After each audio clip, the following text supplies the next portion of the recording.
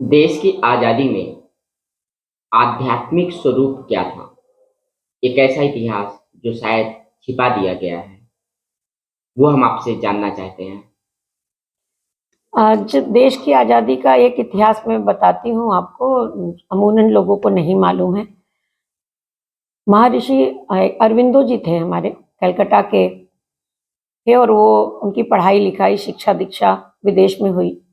विदेश से शिक्षित होकर के जब वो इस देश में आए, उस समय देश आज़ादी के आंदोलन में पूरी तरीके से कूदा हुआ था, और वो भी कूदे, और 3 साल के करीबन वो जेल में रहे। वहाँ पे उन्होंने बहुत सारी किताबें वगैरह लिखी।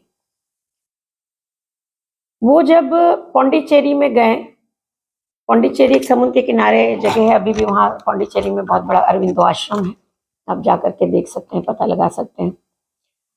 वहाँ पे उनको ये ज्ञात हुआ, भगवान कृष्ण उनके सपने में आए, तो उनको ये लगा कि आज़ादी में हम जो आज़ादी की लड़ाई में जो लड़ रहे हैं, भिड़ रहे हैं, मार रहे हैं, पीट रहे हैं, अपना जान निछावर कर रहे हैं, इस लड़ाई को हम आध्यात्मिकता के द्वारा कैसे हम लड़ सकते हैं।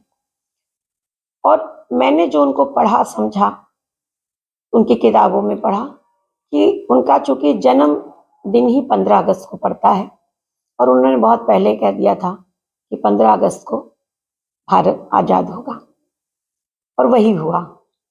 ये बात छिपा क्यों ली गई? ये खुल करके प्रकाश में नहीं आती है। सिर्फ महात्मा गांधी का ये एक नाम आता है कि उन्होंने आज़ादी दिला दी, और जबकि एक संत ने इतनी बड़ी भविष्यवाणी कर दी थी कि जिस दिन मेरा जन्मदिन है, उस डेट को देश आज़ाद होगा, और उस डेट को आज़ाद हुआ। छिपाना नहीं कहेंगे, इसको कहेंगे कि जो सोसाइटी वाले हैं, वो अब जब कोई भी व्यक्ति आध्यात्मिकता में जाता है ना, तो वो कैमरे के ऊपर नहीं आएगा, वो अपनी बारे में बताएगा नहीं, वो मीडिया में नहीं जा करके कहेगा कि मैंने ये काम किया, वो काम किया। जो एक्चुअली आध्यात्मिक पुरुष होता है, आध्यात्मिक व्यक्ति होता है, वो अपने में हो जाता है, और वो जब आप अपने मन में स्थापित हो जाते हैं, तो आपको बाहरी आडंबर की ज़रूरत नहीं पड़ती है।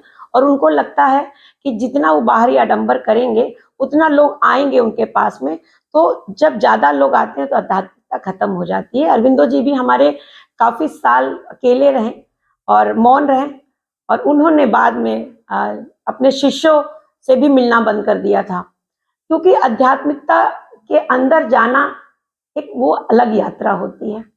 तो ये नहीं कहेंगे कि छिपाया गया।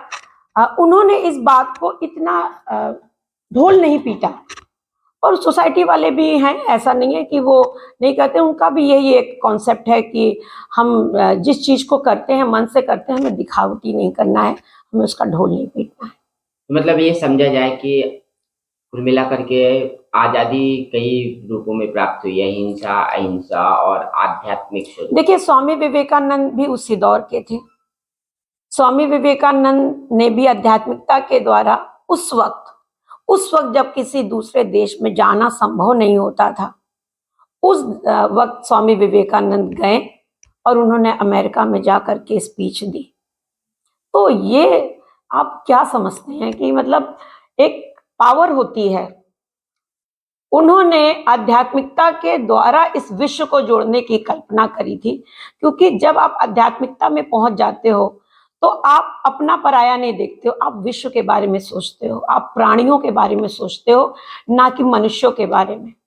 स्वामी विवेकानंद की आप बातें सुनिए, उनकी किताबें पढ़िए, उनके विचार पढ़िए, तो उन्होंने हर जगह प्राणियों के बारे में बात करी है, मनुष्यों से ऊपर बात करी है।